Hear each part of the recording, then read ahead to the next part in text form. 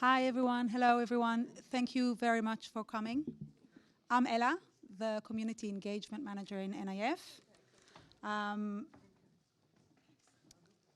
We in the NIF are focusing at the moment in this very dark reality in Israel on rays of light.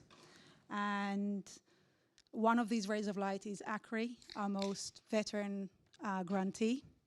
We're supporting and funding Israeli and Palestinian organizations, and one of them who are promoting safe, equal, and shared Israel. One of them is ACRI. I'll keep it very short. Joining us tonight, I'm very honored to present Noa, the director of ACRI. She's come all the way from Israel to discuss the pressing issues that we are tackling, and they are tackling. Noa is an ordained rabbi, has led prominent social change organizations such as the Jerusalem Open House and the Israel Religion Action Center, IRAC, before joining ACRI.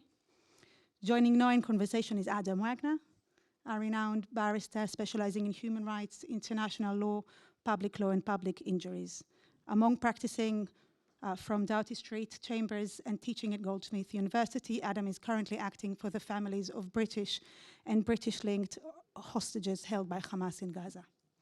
Thank you both very much for coming, and thank you all for being here. I'm sure that we are in for a thought-provoking and insightful discussion. I'll just move here, so yes, now I can see everybody. Can I pour you some Diet Coke Yes, before we start? please. It's the first time I've seen a Diet Coke on one of these events. So. And I've I've just completely over-fizzed it, and I'm very sorry, Noa. That's all right. Is this like a... It's a tradition. I don't know. It's Okay. a tradition that started today, I think. All right.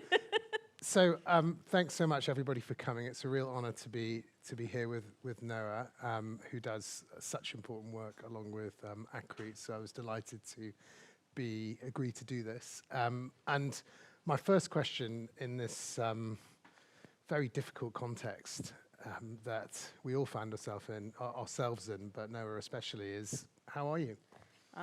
Wow. I am overwhelmed. I think that's a good description of where I've been for about a year now. And really struggling both with immense sadness and grief, and with an intense effort to make an impact and hold on to hope and to the things that we can do in this situation. So I thought it would be good if we could start with you and then broaden out to the organization that you lead and the situation that you find yourselves in at the moment. So I'm sure for those who don't know a lot about you, there was an intriguing nugget in the introduction, which is you are a trained rabbi. You're an ordained Reform rabbi. So how did you go how did you become the sort of Jewish mother's ideal child? Oh, wow. So there's a friend of my parents here, and she could attest that my parents would not have wanted me to be a rabbi at all. My parents, who are secular Israelis, were very shocked and troubled by this development in my life. But actually, my path to the rabbinate is quite complicated. I was born to a really, really secular Israeli family, wonderful family, very loving and supportive. And when I was 16, all of my friends started dating boys. And I discovered the wonderful world of Shmirat Negi'ah, which is an Orthodox concept where girls and boys cannot touch, which was very appealing to me as a closeted person at 16, which is how I became very close to religion and discovered, I think by accident, this world of prayer and study, which I fell in love with, even after I came out and, and the whole concept became less relevant for me. But I became religious at 16, to the great worry of my parents. had it kind of as a side identity to everything else that I was doing since then. And when I became involved with the Jerusalem Open House, which is the LGBT center in Jerusalem, I got to really witness the power of religion. I think that Jerusalem is probably the most religious city in the world that has an LGBT center in it. And that provided many, many interesting opportunities and challenges to witness both how Judaism can be a destructive force, ruining people's lives, and how it can be a force for justice and liberation. And through that, I became, and many other experiences, I became interested in exploring and deepening my Jewish knowledge and leadership. And I, in the past 2 decades, I think, I've been thinking about the voided progressive Jewish identity in Israeli society, where we have one camp, which is the right-wing camp, the anti-democratic camp, the fundamentalist camp, it's roughly defined, which is both using the tools of democracy, every tool of democracy, to promote their agenda, and also they're intensively using Jewish language to justify it. And then we have the democratic camp, or the left, or the progressives, who are only using tools of democracy. And that is like, we have one camp that's running on 2 legs, and one camp that is really working hard but jumping on 1 foot. And that means that we're always behind. So that's one of the reasons why I became a rabbi, in order to foster that idea of progressive Judaism in Israel. So you saw yourself as as something of a bridge between the hoppers and the runners. No, I definitely see myself as a hopper, but I just want to grow another leg. And so were you a community rabbi, or No. did you use your ordination for social activism? No, community rabbis are saints, and I'm very far from that. I've always been a social justice rabbi, so I worked in the Reform movement in Israel. Has a very big organization promoting civil and human rights, and that's where I was the leader of that organization for 11 years, and so I have always been a rabbi who works for social justice and not a congregational rabbi. Right, and how did you end up at ACRI? ACRI is just a dream job, and when the position became available, I really was hopeful that I would be selected, and I was. And so ACRI is the largest and oldest civil rights organization in Israel, and it's advocating across the spectrum of civil and human rights, from LGBT, women's rights, workers' rights, rights of people with disabilities, prisoners' rights, and we have, of course, a big emphasis on civil and human rights for Palestinians, both in Israel and in the West Bank. And give us an idea of the size of the organization, where it's based, and what its activities are. We have 40 staff people. We have an office in Tel Aviv, and a smaller office in Nazareth, and a smaller office than that even in Jerusalem. Most of our work is litigation. We've been to the Supreme Court 40 times since the beginning of the war, which is just a workload that is beyond belief. And we also do advocacy in the Knesset. We do work with the public, both in Hebrew and in Arabic. And we have a small education department. Okay. So as a lawyer, I'm desperate to get to the legal work. But could we just give a bit of context of that? Because if you're a lawyer in the UK, the Supreme Court is something quite different in the UK, where it's the final appeal court that you get to if you go through the sort of different levels, and it usually takes years to get there, except in the most unusual cases. Whereas the Supreme Court in Israel works differently to that, doesn't it? The Supreme Court in Israel accepts appeals on government action without going in through any previous level. And so they hear hundreds and more than 1,000 cases a year as appeals against the government. Yeah. And so it's a much more accessible Supreme Court than in most other places. And how quickly can you be in front of the Supreme Court if you've got an issue? It depends. Anyone can file an appeal. You don't even have to be a lawyer to file an appeal to the Supreme Court in Israel. I think, but most of the appeals that are submitted do not even get to a first hearing. An average time for a hearing that we submit is, I think, 6 to 8 months, although some of them are rejected without hearing at all. And some of them we can get a hearing in 2 weeks, 3 weeks if it's an urgent issue.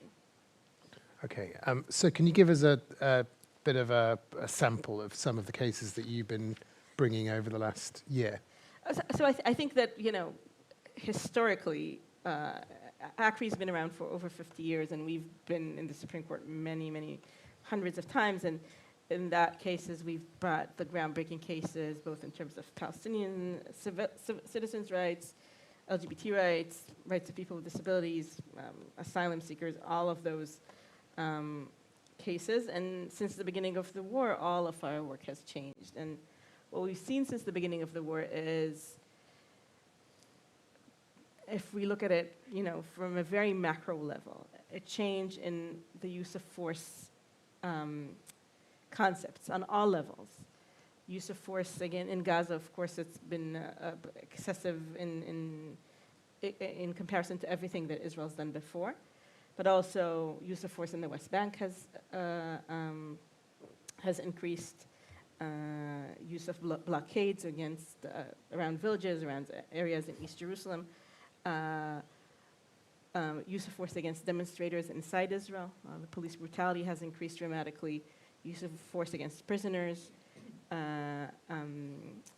So we've seen, and in all of those areas, we've tried to act very quickly. We've had several appeals in terms of freedom of protest, demonstrations that have been denied permit that we were able to get permits for. We have an ongoing appeal on the closure of the Al Jazeera TV station in Israel. We feel that that's a very dangerous precedent to give the Minister of Defense the ability to close down foreign media outlets. We have had several failing appeals and several successful appeals in terms of prisoners' rights and issues of torture, and the Sde Teiman facility that has been built for Gazan prisoners, and which I think we'll be able to shut down. And we have some ongoing appeals about human rights abuses in the West Bank. Okay, well, so I'm interested in that your general theme of the use of force being the doctrine around the use of force being turbocharged, I guess, in all those different areas.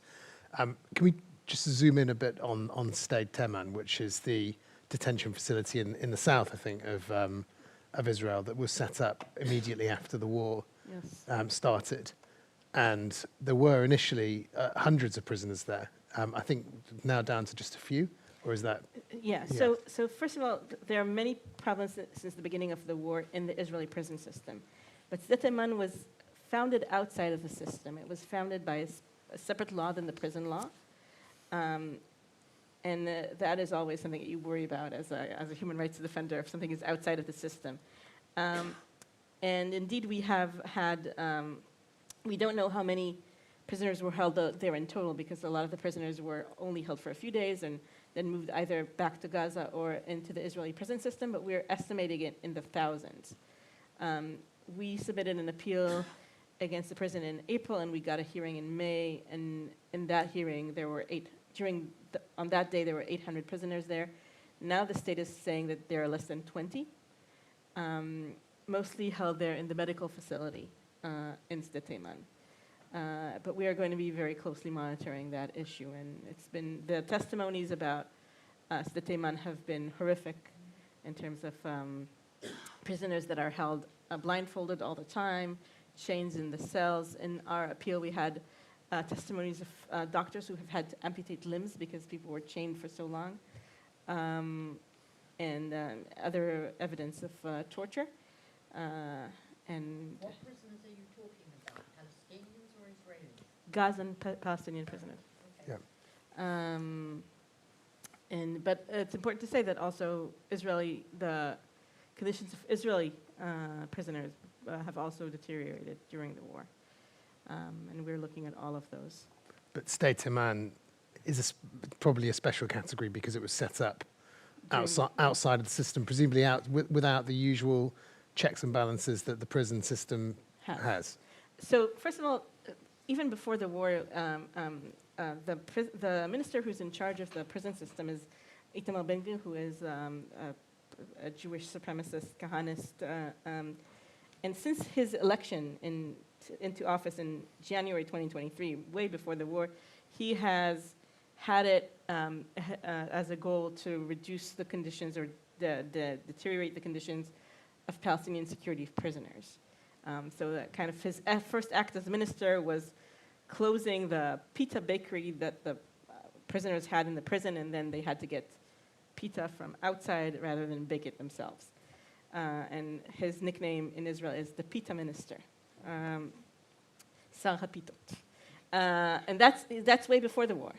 But he has used the war as an excuse to really overall change the system, and that also, but also in the prison system, of course, people are trained to be trained in detention.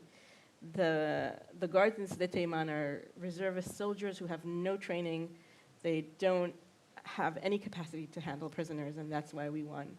Our appeal is to shut down the center because we think that every person who is held should be held inside the system. And do you have clients who have been prisoners in State Iman? So no. The prisoners are very worried about speaking to us. We have, in our appeal, we have affidavits of people who have been in Sde Iman. Of course, we get these testimonies on Zoom from people in Gaza, and the connection is not always clear, and also from family members of people who are still held. And most of the testimonies that we have are people who are Israeli soldiers who serve there. So these are the kind of information sources that we have. Right. And this was one of the issues, the detention of prisoners and the treatment of prisoners was one of the issues that came up recently when the UK published a sort of summary of the reasons why they say they're preventing certain weapons being sold to Israel. There was two issues. One of them was humanitarian aid to Gaza, and the other was detention of prisoners. And that seems to be something which has caused them major concern. Is it something that in Israel is of concern? Do people worry about it? Is it a sort of national scandal, or is it sort of being swept up under everything that's happening in the war? I think that's changing in some ways. We have never been, being a human rights organization is often an unpopular job, but we've never been subject to such threats and harassment since then in our prisoner cases. Certainly in the beginning of the war, there was a big part of the public that was very hostile to us representing prisoners. I think that is shifting in the sense that people are regaining an understanding of the importance of due process, and in our conversations we try to bring the value of due process into the conversation, and I'm thinking, for instance, about the Eichmann trial, right? Israel has never prosecuted a person worse than Eichmann, and certainly nobody in the prison system today has committed crimes that are even close to that. And the fact that he was treated with respect, that he had a lawyer, that he got to state his case, was such an important part in the ability to. There's no healing, right? But there's the process that we went through in hearing the testimonies against him and achieving some sort of justice. The fact that it was done in due process was so important. And I think that Israelis are regaining that understanding, and we're seeing a lot more sympathy to our cases now than we have, say, 6 months ago. But we're still dealing with a lot of threats and harassment, and we have special security. Our lawyers have to have special security when they're going into court, and it's a very intense time. I suppose the difference is Eichmann wasn't put on trial in 1945. He was put in trial years later. And you're dealing with the sort of emotional trauma of what's happened still across the society. And the hostages are not back, and people are, yes, absolutely. And just picking up on something you said about human rights lawyers not being popular. Have you noticed that? Well, I mean, I remember I did an in conversation with Michael Sfard about 10 years ago, and I remember saying to him, in the UK, human rights lawyers are a joke, and in Israel, they are a danger. And I don't mean that they are either of those things, but that's the sort of difference that in this country, the human rights law is subject to sort of public criticism, and there's a lot of sort of upset around it. But it's never comes down to it very rarely comes down to actual danger. And I think in certain other countries, and Israel is one of them, it is more of a danger, and it's seen as more of a danger. That's my impression anyway. But the question I want to ask about that is, even before the war, and you've mentioned this, it was already probably very difficult to do what you do. Has that? We'll talk about before the war maybe, and then what's changed after the war. So to comment on your statement, Bezalel Smotrich, who is the minister in the government, said that human rights organizations in Israel are an existential threat to Israel. Which we wear as a badge of honor. We're saying, yes, we are an existential threat to everything that you want to do. Well, you're an existential threat to his agenda, to his vision of Israel. Every item in his agenda, we are trying to be an existential threat to. Absolutely. And so before the war, which it feels like it was 80 years ago, we've been dealing with 2 or 3 major issues. One is an issue that got a lot of coverage here, which is the attempt of a judicial overhaul. And the judicial overhaul raised unbelievable resistance in Israel, right? I think that it was the largest resistance movement in human history. Proportionately.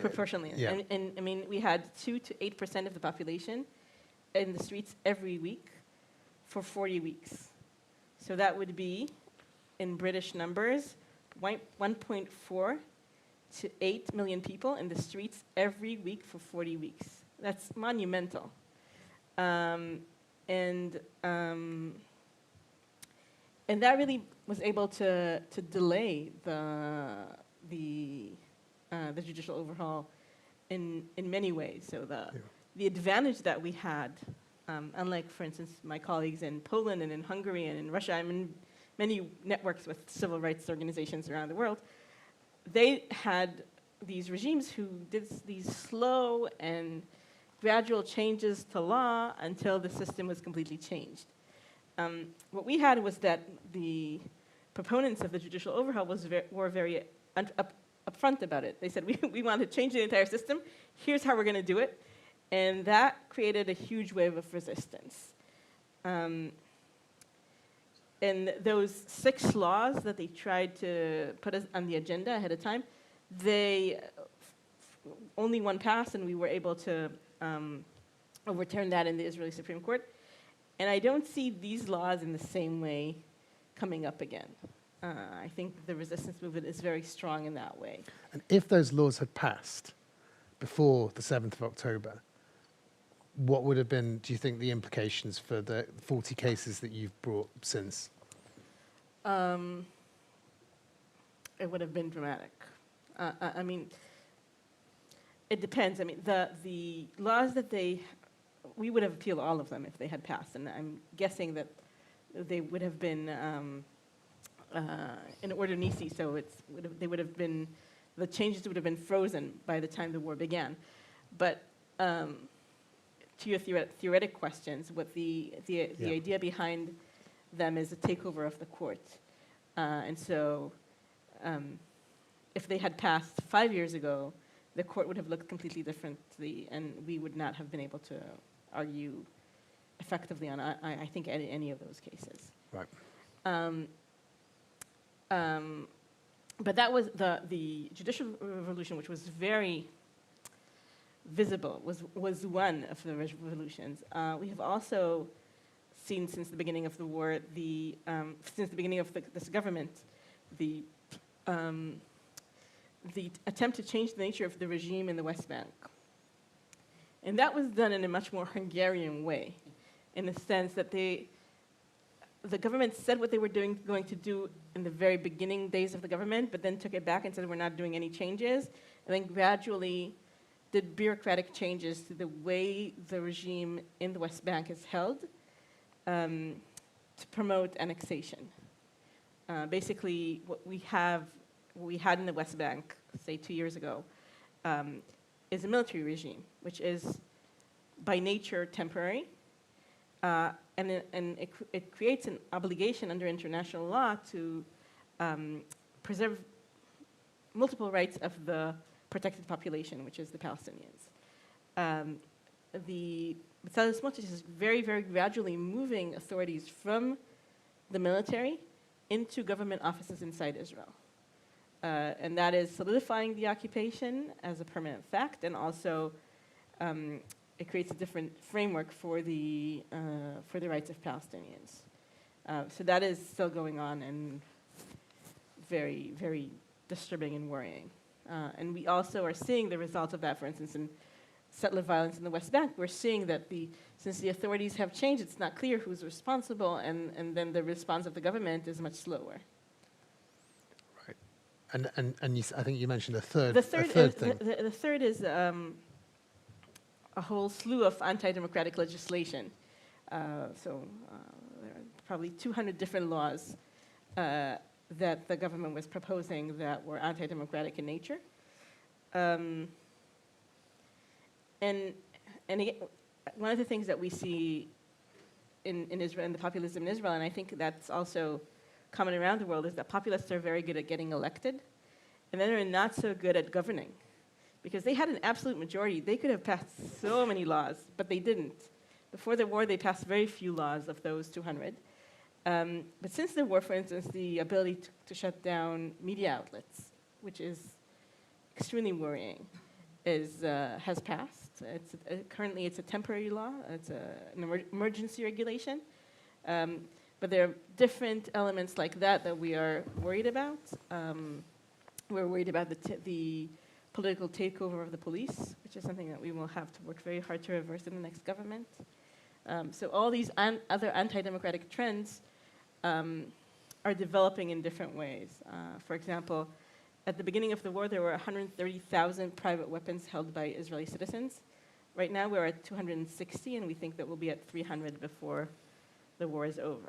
And we know that private weapons ultimately do not kill perpetrators. They kill women, or they kill people in accidents, or they kill people in suicide. And so it feels like you're watching these rocks being thrown at the inside a well, and you're saying, okay, how am I going to pull them back? So that's a lot of what we're thinking about, is how do we track these things so that we can pull them back in the next government. And you've got your 40 staff to cover all of that. Well, if we each take 1,000 weapons, I'm joking. No, I mean all of the issues. Yes, no, it's really, really intense, and it's intense both because it's just a lot of work. It's also intense because we're Israelis and we're all connected to hostages and to soldiers and to people who are suffering from this war and people who have been evacuated.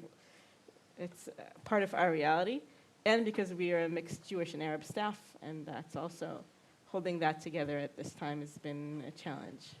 And going back to how people treat you within Israeli society, do you feel that there's we can probably, well, I certainly can imagine where the threats are coming from and where the where the criticism comes from. Do you feel there's a part of Israeli society that is in power, that is protective of you? Yes, absolutely. We just, this Friday, we concluded a crowdfunding campaign from Israelis, and we had 1 million shekels and over 1,300 Israeli donors who were very committed to our work. And we have a large community of people who think that we are important, and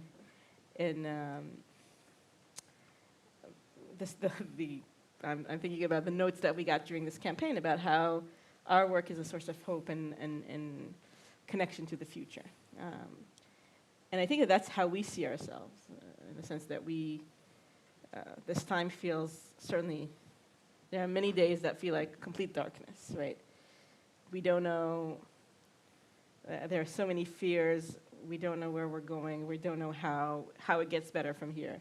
But what we're doing is, we have this compass commitment to human rights and to equality and to democracy, and we're holding on to that very tightly, and we're taking one step at a time, and in the belief that as we work to build that base stronger and better, the path will emerge. Yeah, well, that's I speak for myself anyway, but that is an inspiring thing to hear in such a difficult time. Just want to, before I open up to questions, I want to ask you about the war itself. So what's happening in Gaza? To what extent can you have an influence over the sort of military doctrines and the military actions, and the humanitarian crisis side of the war? So there are many, many very powerful international players in the Gaza situation and tragedies. I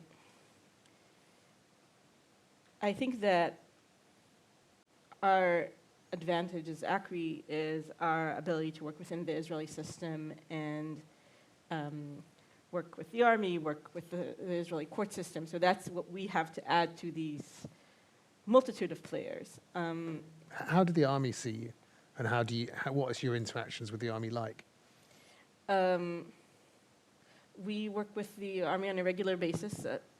Again, that's one of the changes, for example, that has happened through the second revolution that we spoke about, that Smotrich is doing, is that we've always had, in the Military Legal Council, we've always had a connection that we could connect with on issues, and it's not like we always believed what they were saying or that we were always able to resolve the issues. But there was somebody in the military who was responsible for upholding international law. Right now, we don't have a contact in the military. Since in the past two months, the person has been moved from the military to the security ministry under Smotrich, and they don't speak with us anymore. But what's that got to do with the security ministry? How can the security ministry move someone from the army? They are moving the occupation from the military to the Israeli other government offices. So that's the occupation side. So that's the West Bank side. Yes. What about the? Oh, sorry. That's okay. I apologize. Hold on, let me just turn it off because yes, I'm sorry. What about the Gaza side? So So in the what's happening Gaza in Gaza? side, the challenges are, first of all, there's a very critical gap in information, in the sense that I just want to say that ACRI had a Gaza unit until 2006, and we shut it down in 2006, and now we were reopening it because we understand that we will need to be very busy with the Gaza situation in the years to come. So that was presumably when Israel withdrew, or the year after Israel withdrew. And now we understand that there's going to be work there for years to come. Yeah. But all of the Israeli organizations that had staff in Gaza have taken their people out of Gaza in different ways. And most of the international agencies have pulled their staff out of Gaza. Anybody who could get out, got out. And so getting reliable information is very difficult. And it is clear that there will be years of research into Israeli war crimes in Gaza right now. But getting reliable information on war crimes right now is very difficult. It's always been, this is not, nobody could have imagined a war in this scale, and certainly not this long. But in any war situation that has happened in the past, certainly in Gaza. The the investigation of the war crimes usually happens after the war is over, and I don't know that we can do it in any other way. We have been working on the issue of the humanitarian aid, both in terms of appealing against the attack of the aid trucks in Israel as they were going into Gaza, which have stopped. And That's the attacks have stopped. the attacks have stopped. The trucks are going in. So this was Israelis, sort of right-wing Israelis, who were trying to stop the trying to trucks. stop the trucks. So yes. why has that stopped? We got the police to act against them. Okay. They were breaking the law, and we got the police to act against them. And we are in an ongoing appeal to try and get the Israeli government to acknowledge that this is a situation of occupation, right? And if Israel is occupying in Gaza, which we believe it is, then Israel has the international commitment to protect the residents there, to not only to facilitate the humanitarian aid, but to make sure that every single citizen who's not involved gets, enough food, medicine. There's a whole basket of rights that people under occupation have. And it's very interesting that right now what the Israeli government is arguing in the Supreme Court is we have not been successful in occupying Gaza. The Hamas is in charge in Gaza, and we're not occupying. We're just hanging out there. That's what they've said to the court in the past week, and that's what we're trying to establish as the first base that if Israel's occupying the land, then it has the obligations of an occupier. Right, but it must be difficult to know, to get accurate reports, get comprehensive reports about what's happening in particular parts of Gaza. There's no journalists there, right? There are no journalists. There are no foreign journalists. There are the media outlets are using people on the ground. But it is incredibly, the paucity of information is one of our critical issues in Gaza, and one that is really holding back so much of what is going on. And what about the victims of the 7th of October? So, I suppose you mentioned the rights of protesters, which I'm guessing will involve a lot of hostage activists and families and that sort of thing. And are you doing any work relating to the 7th of October itself? So to the 7th of October itself, what we're doing mostly is working with evacuees. And I think what has happened on October 7th that is rarely discussed here is the complete collapse of government. Yeah. We human rights lawyers know how to understand discrimination and see discrimination and speak about discrimination. We see it, we can call it. And what we've been seeing after October 7th is something completely different. Since October 7th, for instance, we've represented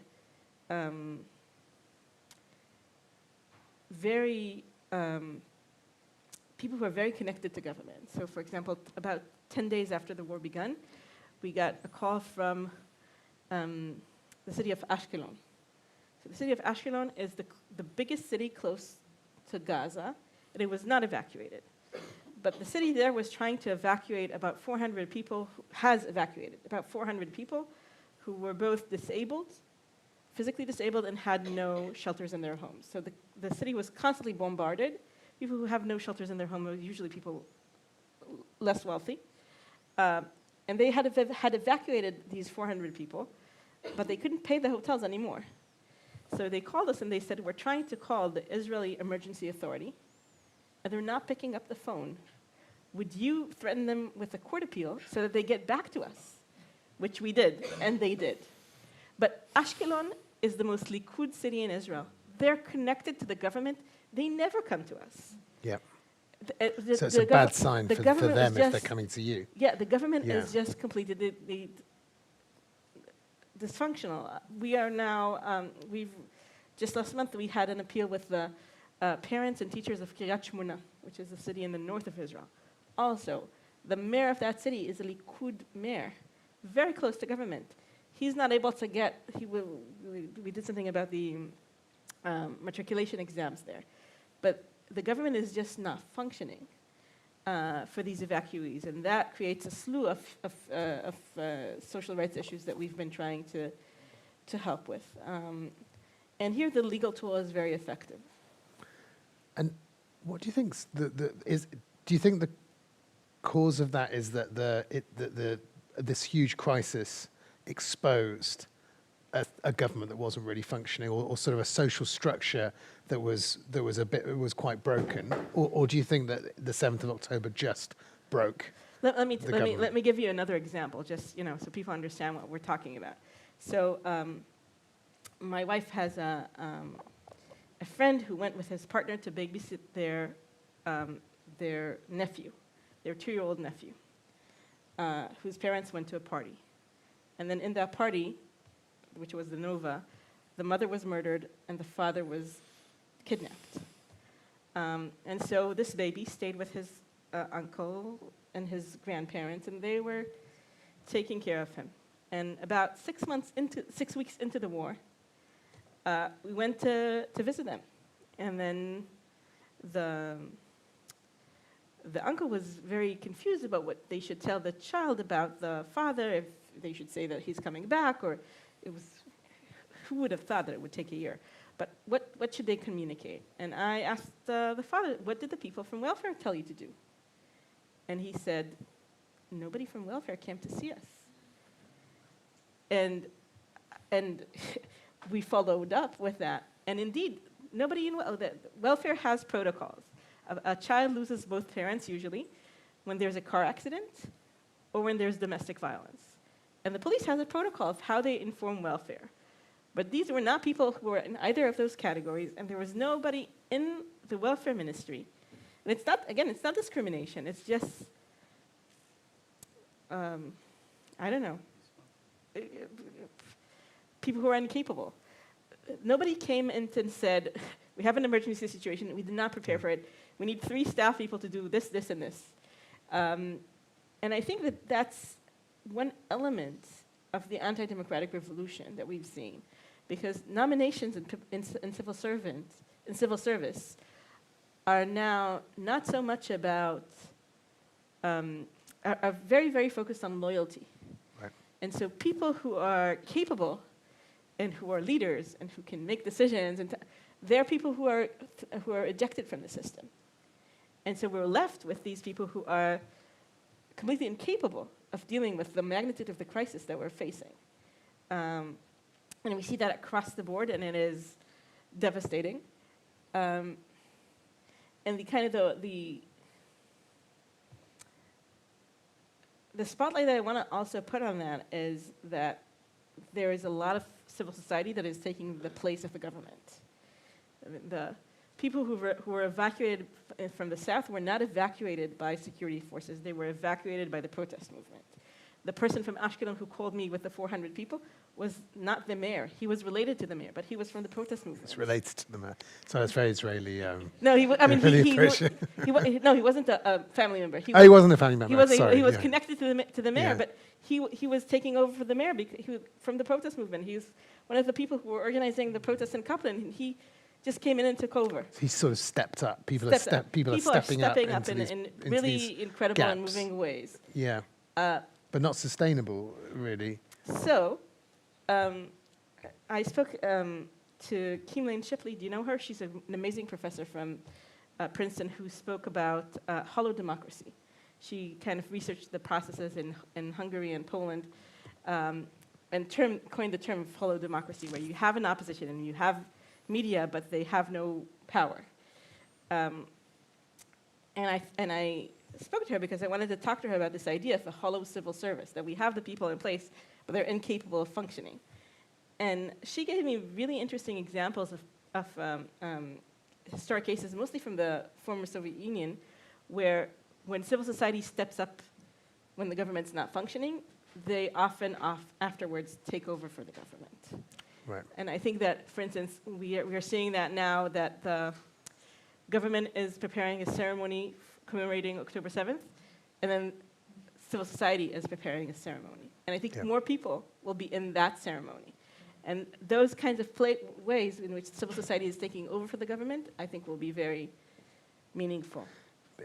Just one more question, and I will open it up because it raises the strange association it raises in my mind is the religious movements like Hamas that did didn't they do exactly that? They took over not because they sort of shot everybody at the time, but because they offered social welfare through their religious networks that made them seem more trustworthy and reliable than the government, who were corrupt.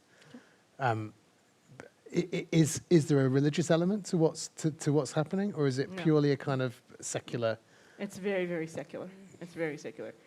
But the people who are bringing, who for months were bringing anything from diapers to school supplies to dog food to the evacuees from the north and for the south were civil society. It was not the government. Yeah. And it'll be very interesting to see how these people will view government and will view the civil society and the protest movement. Well, there still needs to be somebody or a movement to emerge to be able to take over from that. It's got to be cohesive for it to work, I guess.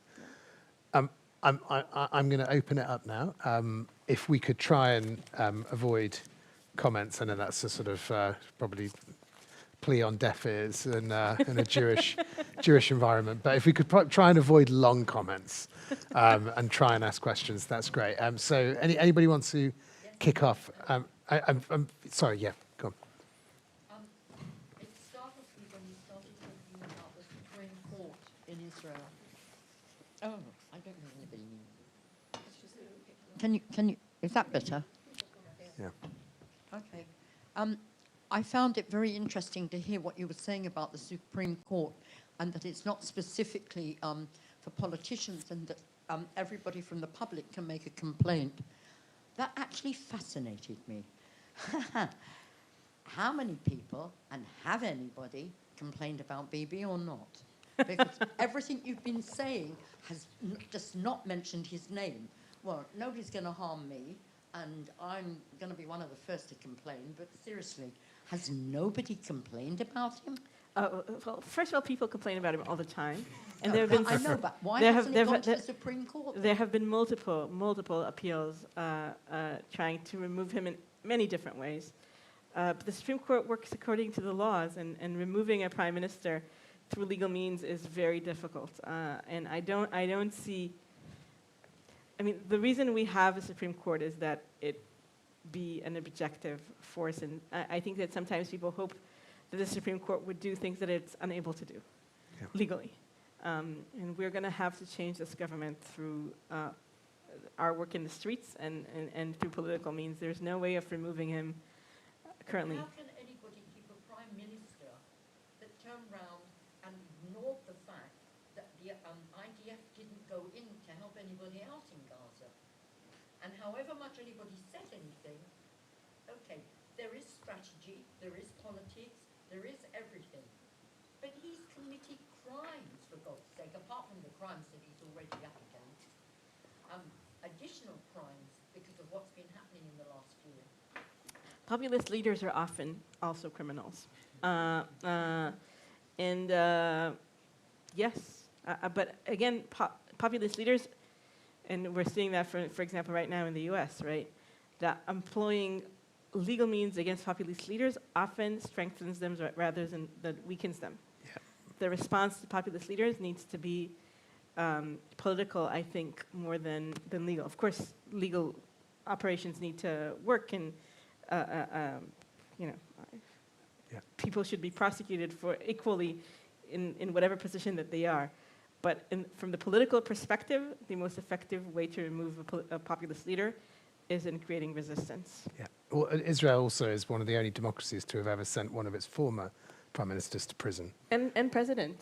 Yeah, and president. Yeah, very proud. It's a we can be very. Sorry, I'm going to open up to a couple more questions. Yes, the lady on the second row.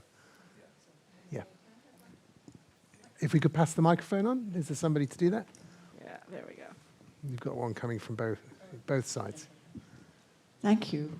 My name's Annette Lawson, and I'm really interested in can we move it to some futuristic, maybe guesswork.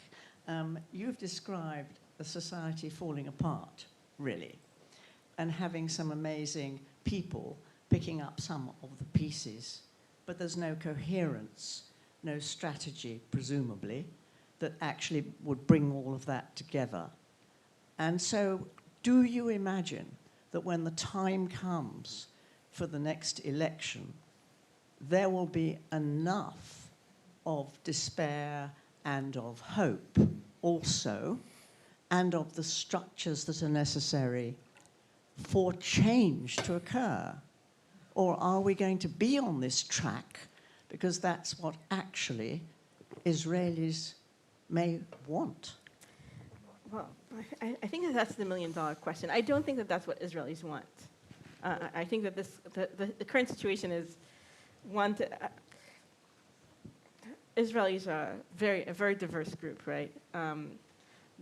For the settler Messianic Jews, it is, as Orit Struk, who is a minister from the Religious Zionism Party, she described this as a miraculous time, a miraculous period of Jewish history, because they're taking over the West Bank. So certainly there are Israelis who are happy with the situation.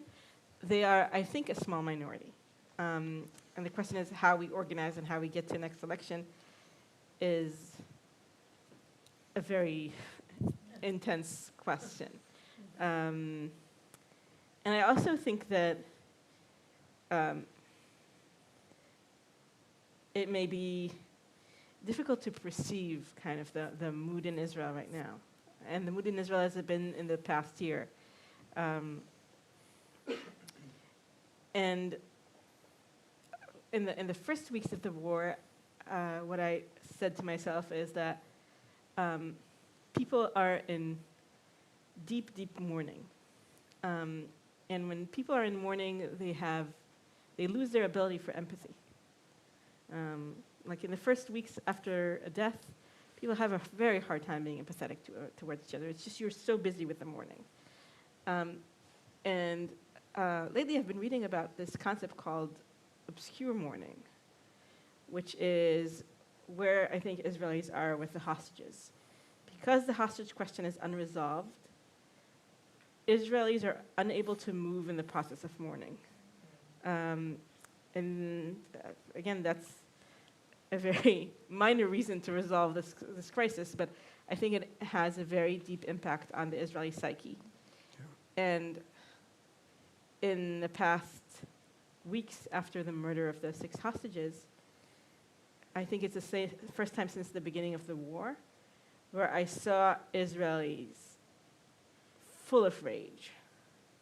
Like, the people were so shocked and sad that they did not have the room to be angry. And I think that they're now moving to the phase of anger, which is a very good phase in a protest movement. That's where we need them to be. Anger to the government. Anger towards the government. Yeah. Yes, man here, and then the woman next to him. Hi, Noa. Hey, Paul. Good to see you. It's for the people on the Zoom. Yeah, okay. Thank you for that. You're smiling, but actually I think that we are all crying because I don't believe that Israel at the moment can, on its own, or our camp, can make the drastic change. How do you think that other countries in your area or our area can help what you do and other civil society organizations? So absolutely, I am smiling, but this is a devastating time, right? It's so sad and painful. I think that there are several layers to the question, right? One is an international question. Some Israelis like to see what is happening in the West Bank or what is happening in Gaza as an internal Israeli issue, when actually it's an international issue, and there are a lot of players involved. And I think they're trying very hard. to create change. And in that sense, I think that in time, and it really depends on, certainly it depends on the result of the American elections. We've seen in the UK, the former government in the UK was kind of supportive in the government in all sorts of ways that they were thinking about obscuring prisoners' rights inside Israel. The current government's not doing that, the current UK government. So I think that a lot of it will depend on external forces. Internally, I think that there's a paradox in Israeli society. During the protest movement, on the one hand, it was so inspiring, right? You would go out into the streets and you would see the best people putting days of work every week into protesting and being so creative and positive and hopeful and full of energy to create change.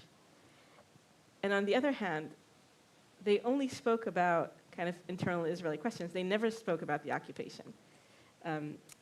One of ACRI's major donors in Israel is a psychiatrist, and he asked for a meeting with me at that time. And he said that our roles, his role as a psychiatrist and mine, were now similar, which was very confusing to me. And he said that his role as a psychiatrist was people come to him after suffering a major mental crisis, right? Depression or anxiety, and they're miserable. And all they want is to go back to where they were before the crisis happened.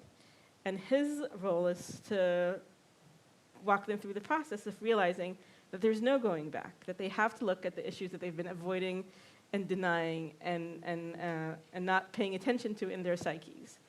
And I think that was a very good analogy of the protest movement, that they were just wanting to go back to where we were a year before and not understanding that the occupation question is the foundational issue of Israeli democracy. And kind of in a very frustrating way, we were working very hard to try and see how we could get the occupation issue discussed in the protest movement. And we were gradually getting there. We had a plan, and the protests were already very intensively discussing settler violence, and we had a plan of how to get them there, which of course all ended on October 7th. But I think that that's a gradual process that we need to get to. Yeah. And I also... Half of Israel believes that it's ours. Yes, half of Israel believes that it's ours. I want to share another story. I have from my Jerusalem Open House days, I have a close friend who is 90 years old, one of the pioneers of the gay community in Jerusalem. And I watched with him the return of the hostages. And we were watching it, and it was at a time where the exchange point of the hostages became known, and people in Gaza were attacking the Red Cross trucks. And the Red Cross is not allowed to carry weapons. So they had Egyptian military convoys that came in to Gaza with the Red Cross trucks and then helped them get out. And this person who was a young man in 1973 said, wow, who would have believed 50 years ago that the Egyptians would be the ones taking care of our soldiers, our hostages? And so I think that these times of great disaster can also be a time of monumental changes. And I think that once Israelis and Palestinians emerge from the shock of what is happening and what is hopefully the worst tragedy of our lifetimes, people will look for ways to think about a better future for our children. It's not the worst, it's one of the worst. I hope that this will be the worst part of our lifetime. What about the Holocaust? That's Depends not in our how lifetime. old you are, I suppose. It depends on the lifetime, I guess. Yeah. For most Israelis and Palestinians, this is not in their lifetime. Okay, let's. Can I just pick up on one point you said about the new British government, which is probably taking a different. It's definitely taking a different set of steps. Whether if the last government had stayed in, they would have done the same thing. I don't know. But stopping selling certain arms to Israel, bringing back funding to UNRWA. Is that making any impact in Israel? Does anyone pay attention to that? Do you think it's made a difference? I think it's getting a lot of coverage. And also, I think that political leaders pay very close attention to what the international community is saying. Right. I think the international community is a very, very important player. Okay. Sorry, there was the woman here. Yeah.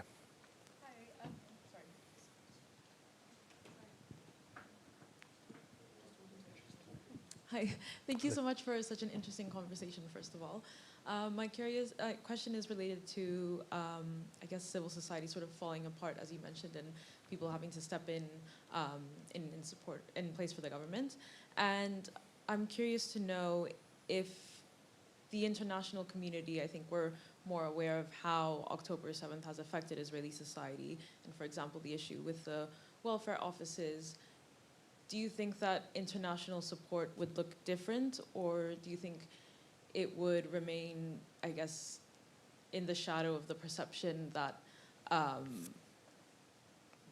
the war was launched by Israel and that was it, and ignoring the situation with the hostages? Do you think people were perhaps be more sympathetic, or how would other organizations provide support?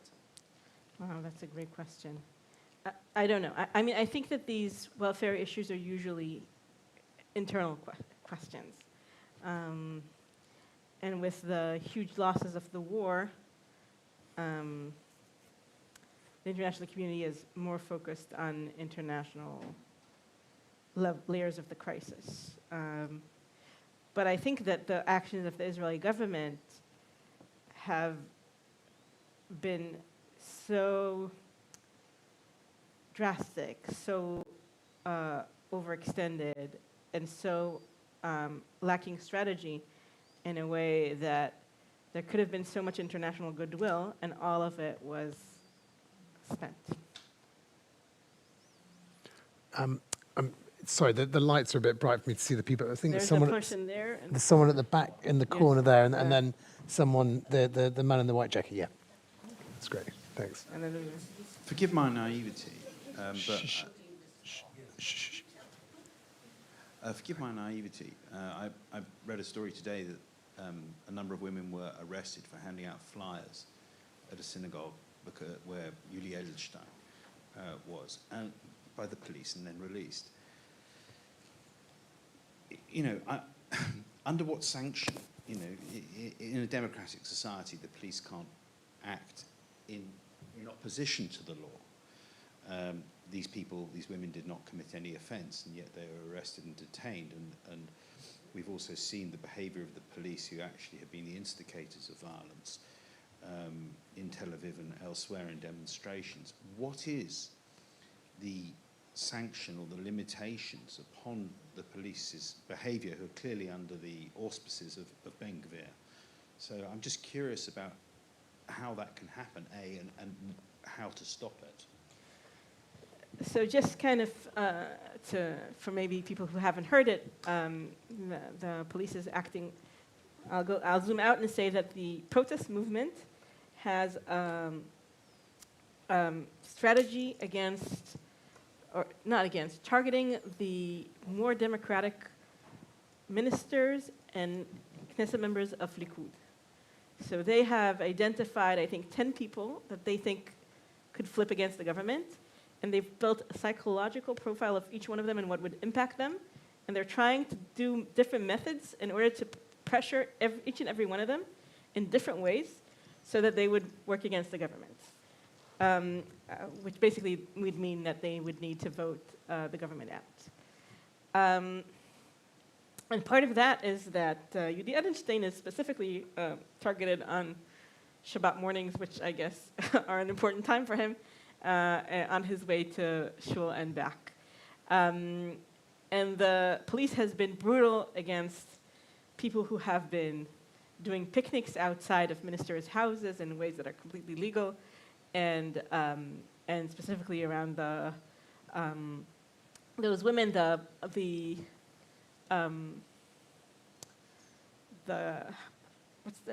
the word for gabai? The person in charge of the prayer in the shul, the warden of the shul, called the police for these women and asked that they be removed. And then the police used excessive force to remove them, and they were released a few hours later. And it's not even that. They came before and left the brochures on the chairs. yeah, and then the warden complained to the police. The warden complained about it And they were later. yeah, They they were not were not they were not in the synagogue. But what you're seeing is very accurate in the political takeover of the police. And for us, that's one of the major causes for concern, because we see it across the board on all layers, that while a year ago there were gatekeepers in the police, they are slowly being removed from office and replaced by people who are loyalists to Ben-Gvir. There was a big issue of sand throwing, which may or may not have occurred in the beach in Tel Aviv, of somebody who said that they threw sand. And one of the very interesting pieces of the case that I read was they said that the sand was wet, and so it was like a ball. And the lawyers for the defendant said that the sand in the beaches of Israel cannot be solidified into a ball because of the geological makeup of the sand. It's very, very... So it's the sandcastle question. Exactly, the big questions of geology and law. Yeah, I'm sure I've built a sandcastle on Tel Aviv Beach in my life. I'm not sure. Sorry, I'm not saying that the one lawyer is right and the other's wrong. So the woman who was charged with the throwing of the sand, the head of the security service came to her hearing. And the head of the security service never comes to a hearing.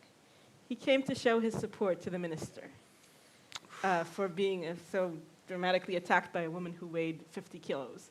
She's disabled. Okay, Yeah.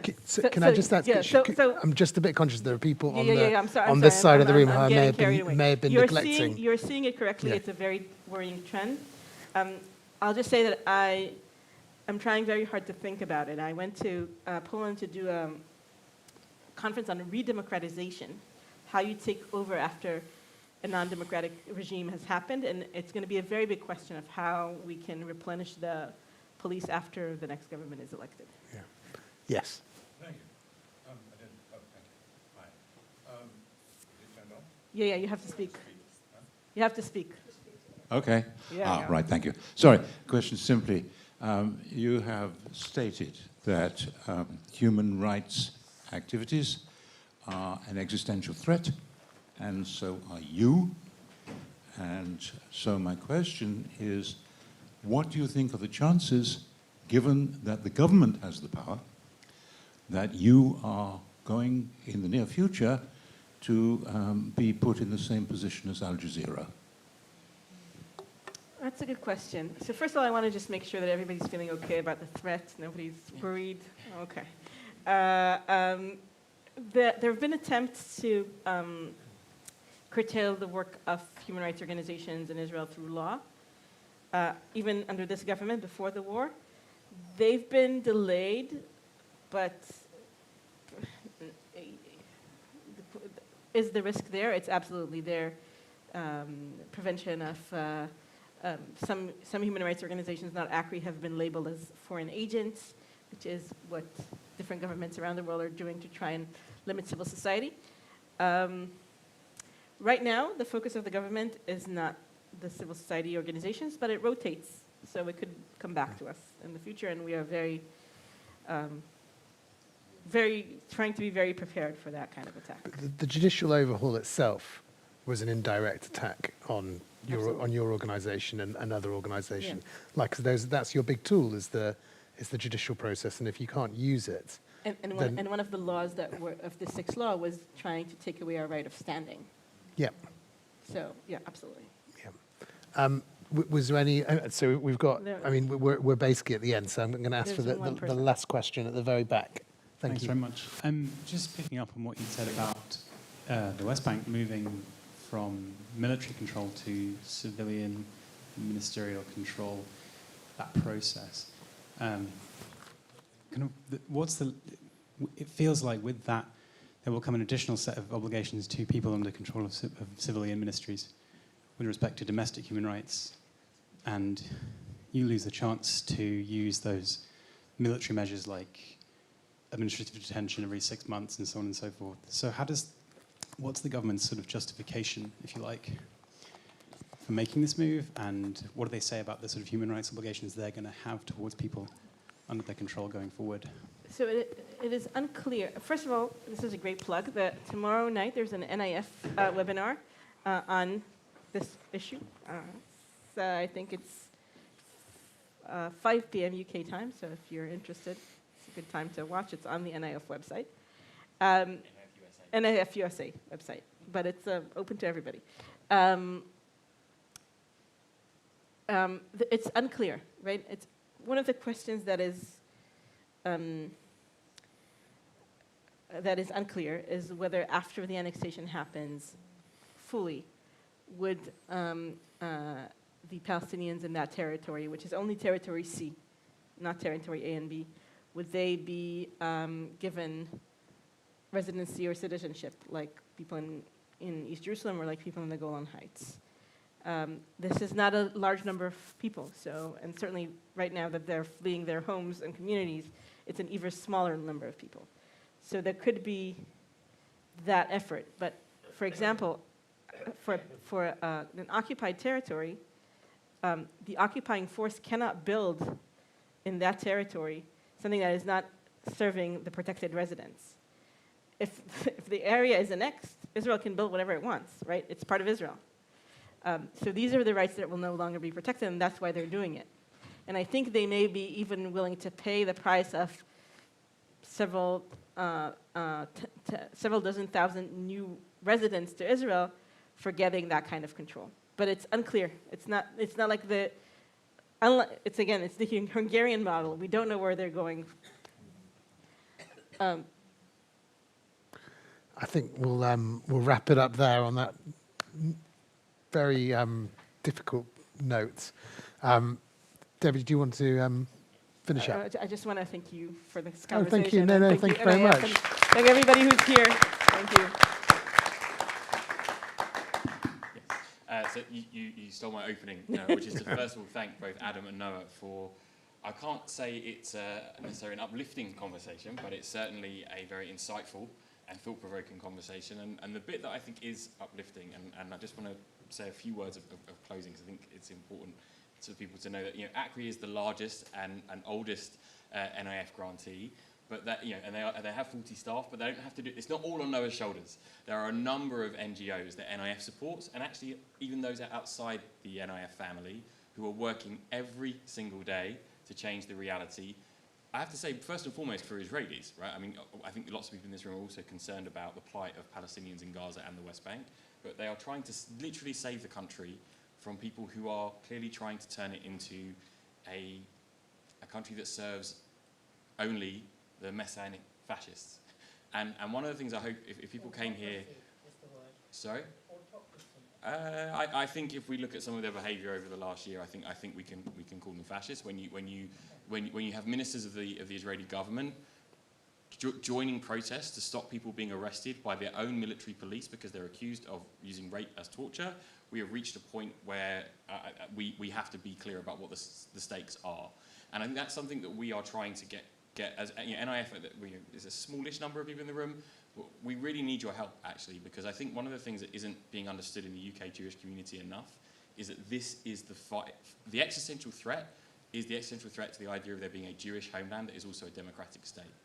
And everything you've heard from Noah and ACRI is a big part of it, but there's so much more we could be telling you that the stakes have never been higher. So my request to you in closing is to help get people who care about the very future of Israel to understand this is the fight of our lives. if we want there to be an Israel in the future, and an Israel that is one that the international community still sees as part of the family of nations, because we are on the cusp.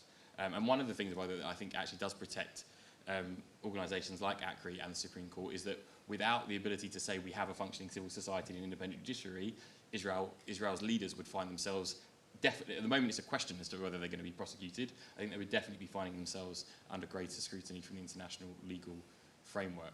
That actually wasn't what I wanted to say, so I got interrupted, and so I responded to it. I wanted to say a few things. One, if you are interested in the webinar that's happening tomorrow at 5 o'clock, which is specifically on the issue of what's going on in the West Bank, please let some of the staff know. We'll make a note and we'll send you the link, and you can join that. It's 5 o'clock UK time. The other thing I wanted to say was more to answer some of the questions that are about the future and hope. I had the privilege of hearing Noa speak at Aleph Synagogue yesterday, and she talked a lot about holding different things at the same time. She spoke about a colleague of hers who is responsible for standing up for human rights in the West Bank of Palestinians, whose sister was kidnapped by Hamas, and that person was able to continue doing their job whilst fighting for the release of their sister-in-law, sorry, to get it accurate. And that's what Israelis are able to do. And I think what we need to get more people in the UK Jewish community, or people who are interested in this conflict in this country, to do is to be holding that we can absolutely care about and support Israel. But more than anything, we really have to be clear that we are not supporting this government that is doing the things that it's doing to Israelis, whether that's through incompetence or discrimination, and what it's doing in Gaza. But in terms of hope, one of our grantees is a social psychological research policy organisation called Accord. And they've been polling Israelis every week since October 7th. And they regularly ask people, what do you think are the likelihoods of resolving the Israeli-Palestinian conflict? And you get 20, 30% answering it. But now 70% of the Israeli public understand that it's an urgent issue to resolve the Israeli-Palestinian conflict. Whereas for the last 20 years, there's been this idea of managing the conflict, that we're just going to kind of, things are changing. The other thing I'll share with you, which gives me some hope, is that amongst the voters of what we would call the kind of democratic Jewish Zionist bloc, so that's everyone from like Avigdor Lieberman, who 20 years ago was the big enemy, but everyone from Avigdor Lieberman to the kind of Labour Meretz, or what's now called the Israeli Democrats, if I've got that right. Amongst those voters, when you phrase the question as would you accept the establishment of a Palestinian state in the context of a regional security diplomatic arrangement with American backing and Saudi normalization, 77% of those voters would back it. So when we say what do Israelis want, they don't want what Ben Gvir and Smotrich want. They just need to know that there's an alternative that keeps security at the center of what they're looking for. And so even amongst supporters of what we would call right-of-center parties, they don't want this perpetual war, and they don't want what Smotrich and Ben Gvir are doing. And we need to support the organizations that are working with those Israelis for a different future. So I thank you for coming here to hear about it, and thank you for your continued support for that work. Thank you very much.